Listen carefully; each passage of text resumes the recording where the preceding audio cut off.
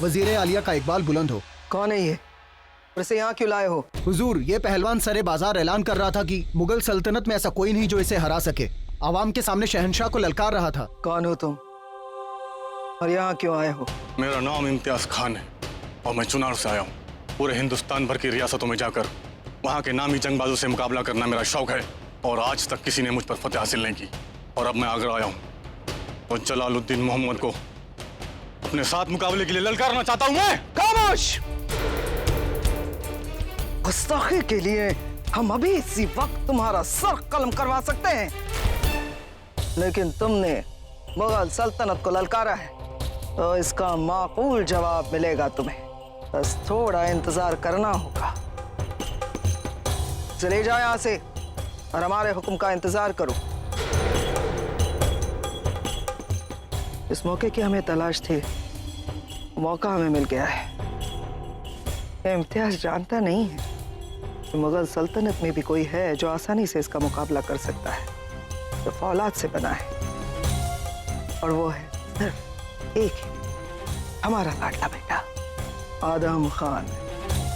आदम बेटे, बहुत बहुत जल्द तुम कैद खाने से आजाद हो जाओगे।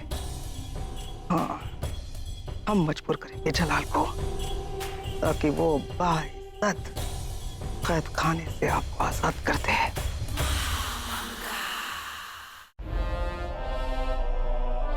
हुजूर, जैसा कि सब जानते हैं, जंग के बाद से अबुल माली फरार है। अब आप हुक्म दें कि उसे ढूंढकर आपके सामने पेश किया जाए या उसका कत्ल कर दिया जाए, क्योंकि जंग हारने के बाद भी वो बार बार साजिशें कर रहा है। अगर कत्ल करवाने का हुक्म देना ही होता साहब तो कब का दे चुके होते। मुश्किल ये है कि चाहे जो भी हो, मगर वो हमारी बहन का शौहर है। हमारी बदकिस्मती देखिए अदका साहब, हमारी दोनों बहनों ने हमसे दगा की, एक कैद में हर दूसरा फरार। शायद शहंशाह की नसीब में यही लिखा होता है कि उसे अकेला ही चलना है। अगर आपने कोई कार्रवाई नहीं की तो उससे उसके हौसले बढ़ते जाएंगे। हमारे दोनों हाथ बंधे हुए हैं। जिस बहन की सलामती की दुआ की हम, उसी को बेवा कैसे बना सकते हैं? शहंशाह का इकबाल बुलंद हो। गुस्ताखी मुआफ हो हुजूर, वजीर आलिया ने आपको हरम में याद फरमाया है। वो आपसे बेहद जरूरी मसलत करना चाहती हैं। होशियार! बादशाह जलालुद्दीन मोहम्मद तशरीफ ला रहे हैं।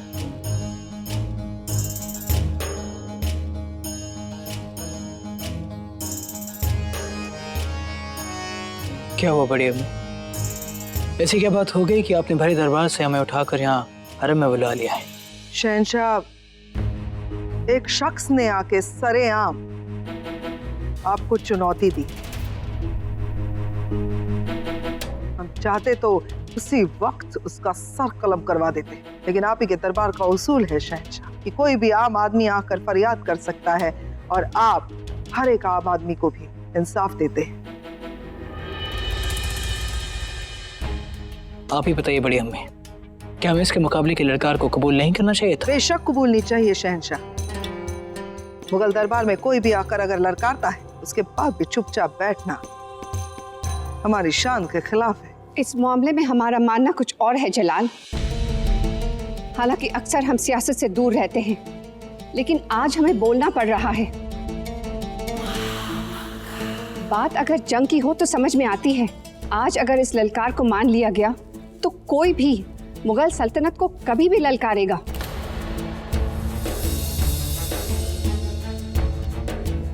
गुस्ताखी माफ हो मलिक आज़म। इसी तरह किसी के ललकारने पर अगर हमने जवाब नहीं दिया तो आवाम तक यही पैगाम जाएगा कि शहंशाह डर गए।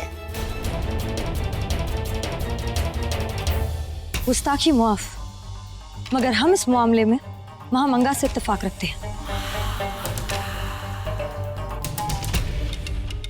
शहंशाह सल्तनत के सबसे ताकतवर ओहदेदार हैं और वो बादशाह तभी बने रह सकते हैं जब वो हर ललकार का मुंह तोड़ जवाब दे। और रही बात बार बार किसी के ऐसे मुकाबले के लिए खड़े होने की, तो एक बार अगर शहंशाह ने मिसाल कायम कर दी तो फिर किसी की हिम्मत नहीं होगी मुगल सल्तनत की ओर देखने की भी। क्षमा चाहते हैं शहंशाह, परंतु इस विषय में हम भी अपना मत रखना चाहेंगे। हम अम्मी जान की बात से सहमत हैं और चाणक्य की नीति में कहा गया है कि एक शहंशाह को इधर उधर के संघर्षों से बचना चाहिए और नीति से राज्य चलाना चाहिए। सम्मान अपने स्थान पर है, परंतु ऐसे किसी के भी ललकारने से यदि युद्ध करने बैठ जाएंगे तो ये तो समझदारी नहीं होगी। हम नहीं जानते कि वो कौन है, कहाँ से आया, उसकी मंशा क्या है। कल को हो सकता है कि वो किसी शत्रु का छल हो। वैसे हम इस बारे में कुछ नहीं जानते, मगर हमें ऐसा लगता है कि शहंशाह को मुकाबले में माफी चाहते हैं। हमें बीच में नहीं बोलना चाहिए था। अपनी बात पूरी रखो। हमें महामंगा से इत्तेफाक है। अम्मी जान, आज तो आपने हमें इस मामले में मसलत करने के लिए यहाँ बुलाया है, लेकिन आइंदा से आपसे इल्तिजा है कि किसी भी सियासी मामले पर मसलत करने के लिए हमारे पास वजीर हैं, बड़ी अम्मी हैं, हद से हद आप हमें मशवरा दे सकती हैं। लेकिन हम नहीं चाहते कि कोई भी बेगमात किसी भी सियासी मामले पर हमें कोई भी मशवरा दे। वो खुद नहीं समझती कि उन्हें क्या चाहिए क्या नहीं। उनकी हाँ का मतलब ना होता है और ना का मतलब ना। और बेनज़ीर है। हालांकि हम आपके मशवरे की कद्र करते हैं, लेकिन आइंदा याद रहे कि किसी भी सियासी मामले में आप बीच में नहीं बोलेंगी। कल मुकाबला होगा और सबके सामने दिखा दिया जाएगा कि मुगल सल्तनत और उसके बादशाह को ललकारने वाले का अंजाम क्या होता है, क्योंकि ना सिर्फ ये हमारे लिए बल्कि पूरे आगरा के लिए ललकार है और पूरा आगरा जवाब देगा।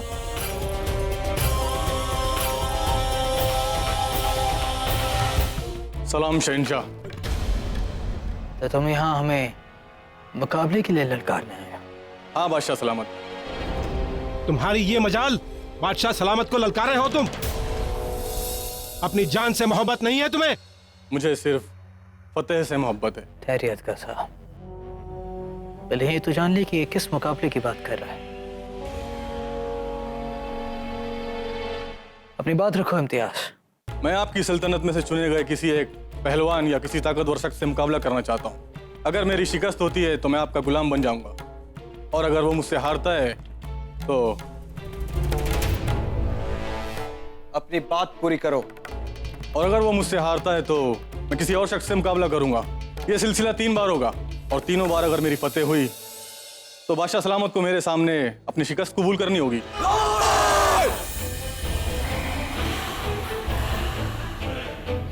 बादशाह सलामत, मैं आपके सामने निहत्ता पेश हुआ हूँ, सिर्फ एक दरख्वास्त के साथ। अगर आपको वो मंजूर ना हो तो मैं कहीं और चला जाता हूँ।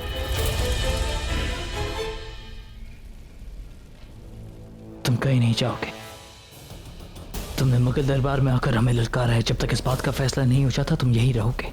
हिंदुस्तान के किसी भी कोने से कोई भी अगर मुगल सल्तनत को चुनौती देगा तो हम ये बात सहेंगे नहीं, और हम पूरे हिंदुस्तान को दिखा देंगे कि मुगल सल्तनत को चुनौती देना मतलब अपनी मौत को ललकारना है।